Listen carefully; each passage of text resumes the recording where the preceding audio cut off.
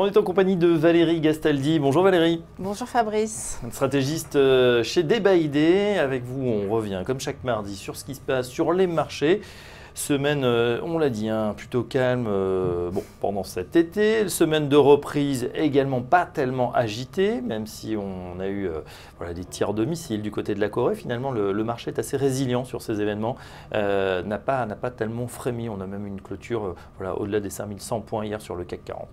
Oui, tout à fait. Oui, on a un marché qui se tient bien, qui ignore toutes ces tensions géopolitiques.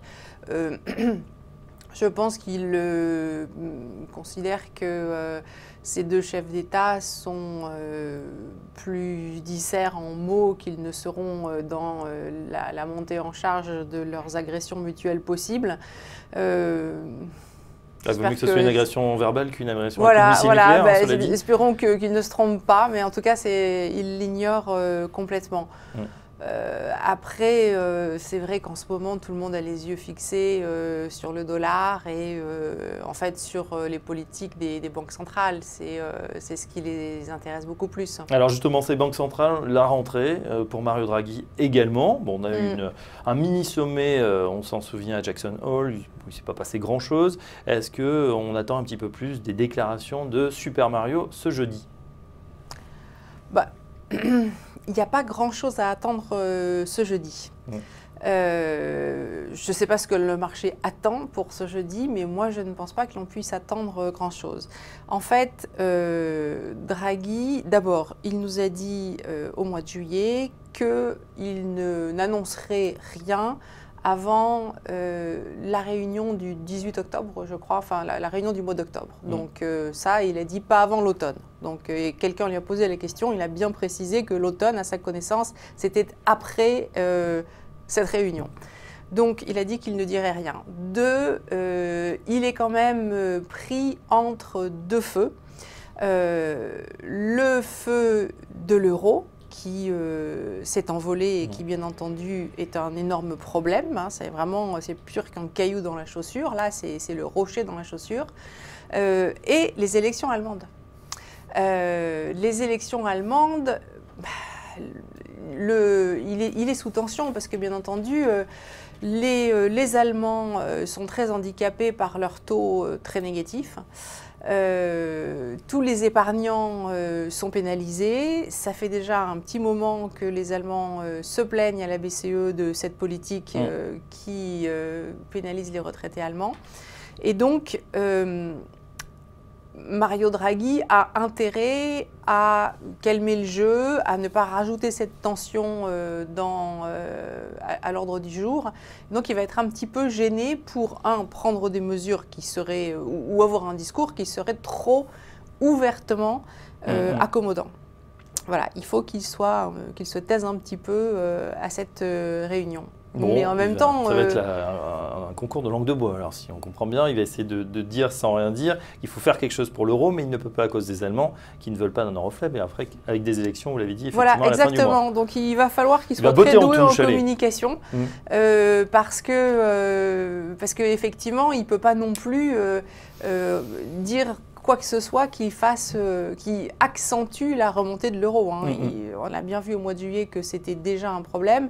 Ça a été répété au cours de l'été que la force de l'euro était un problème pour la BCE.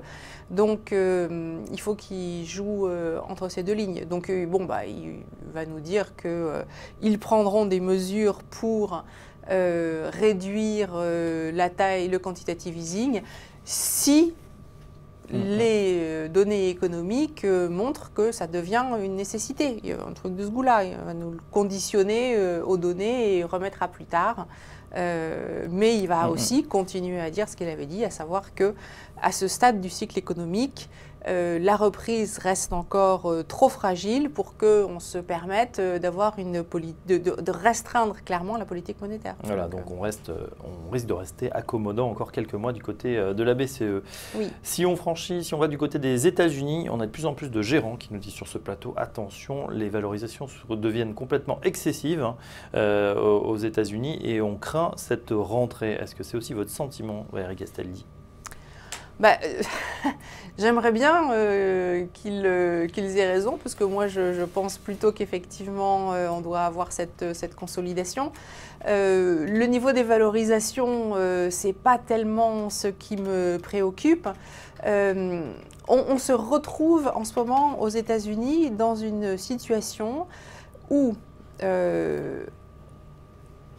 le petit ralentissement qu'on a eu au deuxième trimestre, aux États-Unis, on a eu des chiffres au deuxième trimestre qui se sont quand même qui ont un petit peu ralenti. Ces chiffres ont permis aux taux obligataires de rester relativement bas. Hein. Pas mal de gens craignaient qu'ils remontent à 3% cette année. Bon, on en est loin. Et du coup, eh bien, les actions continuent à être vues comme une alternative au placement obligataire. Donc, le ralentissement, s'il n'est pas trop marqué, maintient les actions à des niveaux qui sont vus comme importants et trop élevés peut-être, mais ce trop, quand on le regarde par rapport à ce que proposent les obligations, est-ce que les obligations ne sont pas elles aussi trop chères du fait de taux d'intérêt trop bas? Finalement, peut-être qu'il faut rester sur les actions. Voilà. Ouais. Donc cette difficulté, c'est que si on se focalise uniquement sur le marché action, oui, ce marché action est trop haut, mais dès qu'on regarde les choses par rapport au marché obligataire, la réponse est beaucoup plus compliquée à apporter. Donc voilà, c'est pour ça qu'on a ce marché qui se maintient à proximité de ces sommets, c'est qu'il n'y a pas beaucoup d'alternatives d'investissement. On a aussi peut-être sur les actions US un effet change, puisque nous, nos actions ou les entreprises risquent d'être pénalisées par cet euro fort. En revanche, les Américains, c'est l'inverse. Ils ont gagné 15%, ils vont gagner en compétitivité également. Ils n'ont pas gagné 15%, ils ont gagné 9% depuis le début de l'année et le dollar en a perdu 13 face à l'euro. Hein, donc, quelqu'un qui avait investi aux États-Unis, un Européen qui avait investi aux États-Unis fait moins 4. C'est dommage. Alors que le S&P est quasiment au plus haut. Mais attention, ça c'est quelque chose qui a été vrai, ça ne l'est plus depuis 2 semaines. Alors c'est du court terme, hein, mais depuis 2 semaines, en fait, l'euro ne bouge plus. On est toujours à 19 à peu près. Et le S&P est revenu à 5-6 points, je ne sais plus, de ses sommets historiques. Donc là, on a un marché américain qui est réellement plus fort que le marché européen depuis la fin de l'été. Bon, donc il n'y a pas que cette histoire de la baisse du dollar qui aide à valoriser le marché américain. Il y a quand même effectivement une demande pour ces actions américaines. Et des moteurs qui de croissance intrinsèque, hein, on l'a vu. Mais ce n'est pas des moteurs de croissance intrinsèque, c'est que quand on a l'épargne des gens et qu'il faut l'investir et qu'on regarde partout et qu'on se dit qu'est-ce que j'achète, finalement, l'endroit où on est toujours le plus à l'aise pour acheter, c'est de rajouter un petit peu d'actions américaines. Alors, on a les marchés émergents en ce moment qui montent beaucoup, mais les marchés émergents, c'est aussi rajouter beaucoup de volatilité dans un portefeuille. Et donc, quand on est en train de faire un choix qui est un choix par défaut, c'est-à-dire où on se dit j'achète pas des actions américaines parce que j'ai une grosse conviction que l'économie américaine va aller beaucoup mieux et que les actions, ça va exploser.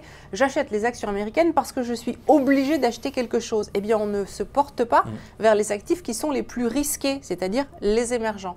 Donc, on retourne sur les États-Unis. C'est ce qui fait que ces actions américaines se maintiennent relativement haut. C'est l'absence d'alternative pour un allocataire global.